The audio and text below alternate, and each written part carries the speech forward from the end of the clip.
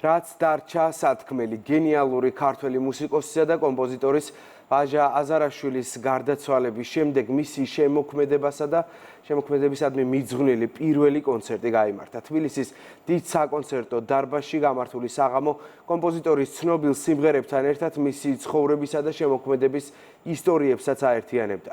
შორენა კოპალეიშვილი ესწრებოდა ვაჟა აზარაშვილის ხსოვნისადმი მიძღვნილ კონცერტს, რომლის სრულ ჩანაწერსაც იმედის მაყურებელიც იხილავს.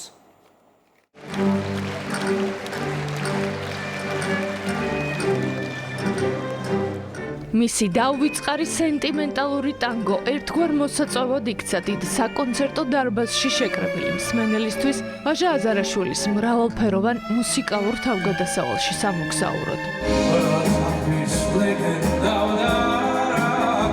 რაც დარჩა სათქმელი ერთ საღამოდ ქცეულ კონცერტზე მის გარეშე პირველად გაჟღერდა სიმღერები. სწორედ იმ მაესტროს ხელმძღვანელობით, ვინც 14 წლის შემდეგ ახლებურად უამბო მსმენელს ამბავი ვაჟა აზარაშვილის მუსიკაზე.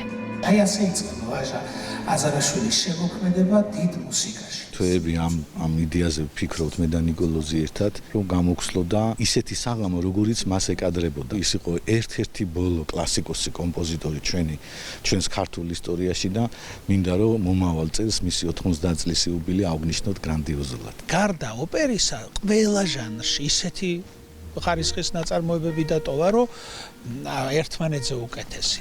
ამიტომ ჩვენ შევეცადეთ, რომ აი ამ ყველაფრისთვის თავი მოგვეყარა და კიდევ ერთხელ გვეთქვა, თუ როგორი ძვირფასი იყო ის ქართული მუსიკა ისთვის და ზოგადად ჩვენ საზოგადოებისთვის. ეს კონცერტი განსხვავებულია, იმიტომ რომ ერთგვარი პატაკის ჩაბარება მისთვის ისეთი შესანიშნავი მუსიკოსებით არის დაკომპლექტებული კონცერტი, როგორც მომღერლები, ისევე შემსრულებლები, რომ დარწმუნებული ვარ, რომ მამა ძალიან ბედნიერი და კმაყოფილი იქნებოდა.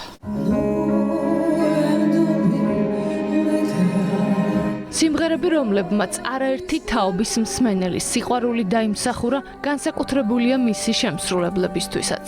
მადლიერებისა და სიყვარულის გზავნილს ატარებდა თითოეული მონაწილესთვის იმ კონცერტზე გამოსვლა, რომელმაც მისი დასწრების გარეშე ჩაიარა. ვაჟა აზარაშვილი იმ შემოქმედთა რიცხვშია, რომელიც იქნება იქამდე, სანამ ერთი ქართველი მაინც იმღერებს. იმიტომ რომ წარმოუდგენელი ან შეგიყვარდეს, ან კარგ ხასიათზე იყო, ან სევდა მოგერიოს და არ გაგახსენდეს ერთი სიმღერა მაინც ვაჟა აზარაშვილის. გარდა იმისა, რომ დიდი და გენიოსი კომპოზიტორი იყო, გახდათ სახალხო კომპოზიტორი და თავის სიმღერებში ეს კაცი ყოველთვის რაღაც დიდ სათქმელს, რაღაც გულის ტკივილს ამბობდა და თითქოს აი ესე ქართველი კაცის პულსზე ედო ხელი.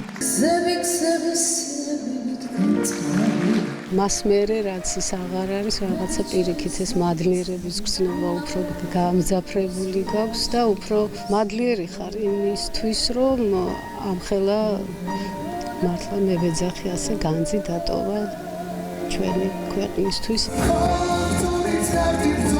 დინამოს გამარჯვების სიმბოლოდ ქცეულ სიმღერასთან ერთად, რაც დარჩა სათქმელი, ვაჟა აზარაშვილის მრავალფეროვნებით გამორჩეული შემოქმედებიდან კიდევ არაერთხელ გაჟღერდება.